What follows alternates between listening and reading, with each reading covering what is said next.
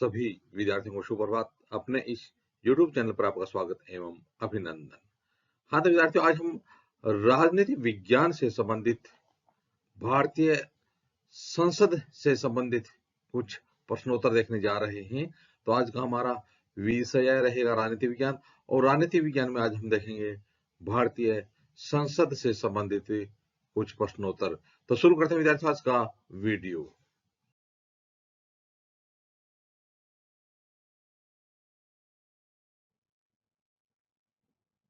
हाँ, तो विद्यार्थियों, आज हम भारतीय संसद से संबंधित प्रश्नोत्तर देखने जा रहे हैं।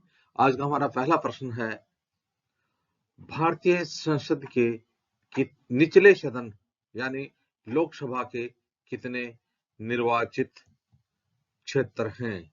तो हमारे भारत देश में लोकसभा के लिए कितने सदस्यों का निर्वाचन होता है?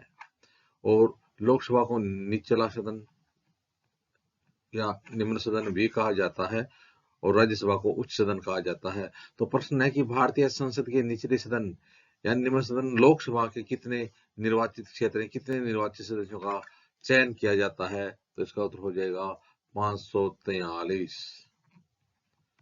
तो भारतीय संसद के निचले सदन लोकसभा के लिए कितने निर्वाचित क्षेत्र बने हुए हैं? भारत देश में 543 निर्वाचन क्षेत्र बने हुए हैं। अगला प्रश्न है, लोकसभा का सदस्य निर्वाचित होने के लिए न्यूनतम आयु क्या है?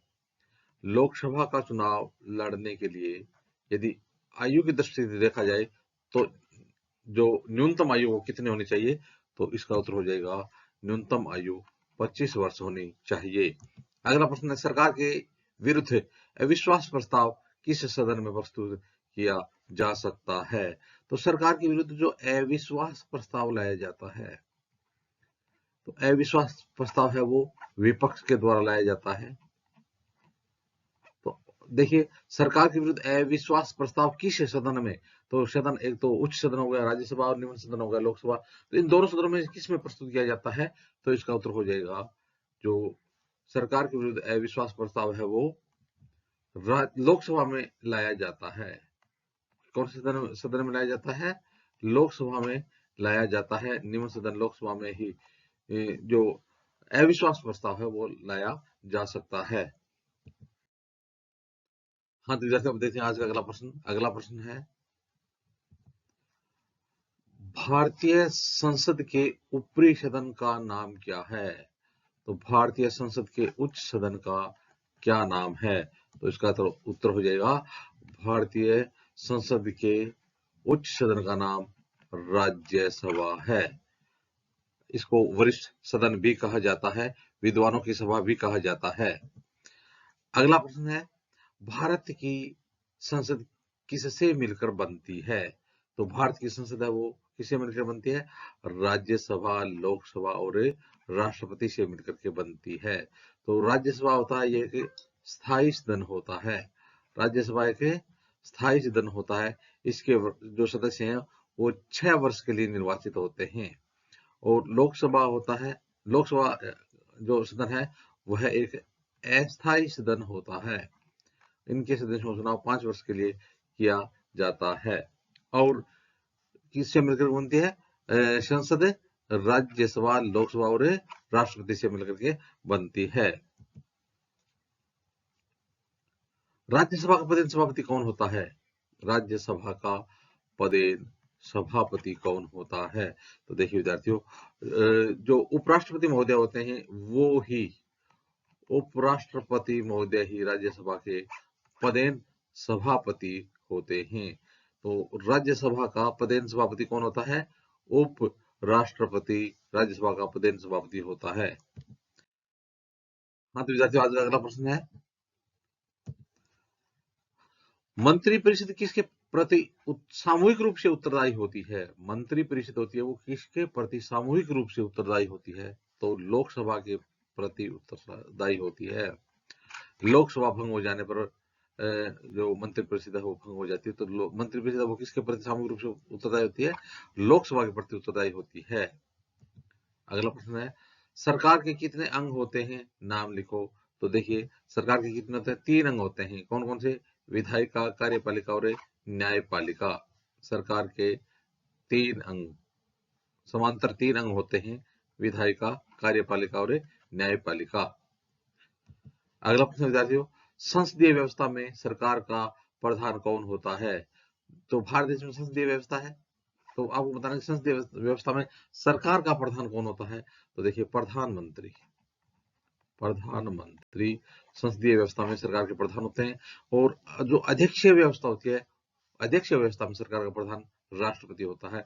हमारे देश में संसदीय व्यवस्था को अपनाया गया है, इसलिए हमारे देश में सरकार का प्रधान कौन होता है? प्रधानमंत्री होता है। हाँ, तो विद्यार्थियों, देखते हैं आज का अगला प्रश्न है, राज्यसभा का सदस्य बनने के लिए न्यूनतम आयु कितनी होनी चाहिए? तो राज्यसभा का सदस्य बनने के लिए न्यूनतम आयु कितनी होनी चाहिए? लोकसभा के लिए 25 है ना, तो इसी प्रकार से राज्यसभा सदस्य के लिए न्यूनतम आयु कितने वर्ष है? 30 वर्ष है। अगला प्रश्न विद्यार्थियों, मंत्रिपरिषद में कितने प्रकार के मंत्री होते हैं? जो मंत्रिपरिषद होती है, तो उस मंत्रिपरिषद में कितने प्रकार के मंत्री होते हैं? तो 3 प्रकार के मंत्री होते हैं। पहला है कैबिनेट मंत्री, दूसरा है राज्य मंत्री और तीसरा है उप मंत्री। तो मंत्रिपरिषद में 3 प्रकार के मंत्री होते हैं। कैबिनेट मंत्री, जो ये अपने विभाग के स्वतंत्र प्रभारी होते हैं, और कैबिनेट मंत्रियों की सहायता के लिए राज्य मंत्री और उप मंत्री होते हैं। अगला प्रश्न है, राज्यपाल की नियुक्ति किसके द्वारा की जाती है? राज्यपाल महोदय की नियुक्ति है वो किसके द्वारा की जाती है? तो इस प्रश्न का उत्तर हो जाएगा, राज्यपाल की नियुक्ति राष्ट्रपति महोदय के द्वारा की जाती है। तो राज्यपाल की नियुक्ति किसके द्वारा की जाती है? राष्ट्रपति महोदय के द्वारा की जाती है। हाँ, तो विद्यार्थियों, अब देखते हैं आज का अगला प्रश्न है, राष्ट्रपति अपना त्यागपत्र किसे सौंपता है? तो यदि राष्ट्रपति महोदय अपना त्यागपत्र देना हो तो राष्ट्रपति महोदय अपना त्यागपत्र किसको सौंपेंगे? तो इसका उत्तर हो जाएगा उपराष्ट्रपति को। तो राष्ट्रपति अपना त्यागपत्र किसको सौंपते हैं? उपराष्ट्रपति को सौंपते हैं। अगला प्रश्न विद्यार्थियों, प्रधानमंत्री की नियुक्ति कौन करता है? तो प्रधानमंत्री की नियुक्ति किसके द्वारा की जाती है? तो विद्यार्थियों, प्रधानमंत्री की नियुक्ति राष्ट्रपति महोदय के द्वारा की जाती है। प्रधानमंत्री की नियुक्ति किसके द्वारा की जाती है? राष्ट्रपति महोदय के द्वारा की जाती है। अगला प्रश्न विद्यार्थियों, भारतीय संसद में सदनों की संख्या कितनी है? नाम भी बताने आपको। तो भारतीय संसद में सदनों की संख्या कितनी है? तो भारतीय संसद में सदनों की संख्या 2 है, राज्यसभा और लोकसभा। तो राज्यसभा को स्थायी सदन कहा जाता है, लोकसभा को अस्थायी सदन कहा जाता है। राज्यसभा उच्च सदन कहलाता है, लोकसभा है वो निम्न सदन कहलाता है। इसी प्रकार से राज्यसभा वो वरिष्ठ सदन है, विद्वानों का सदन है, और जो लोकसभा है उसको लोकप्रिय सदन भी कहा जाता है। तो इस प्रकार से विद्यार्थियों, आज हमने संसद से संबंधित प्रश्नोत्तर देखे। आगे आने वाले वीडियो में भी इसी प्रकार से हम राजनीति विज्ञान संबंधित देखते रहेंगे। आप भी अपने इस यूट्यूब चैनल के साथ बने रहिए। वीडियो देखने के लिए धन्यवाद।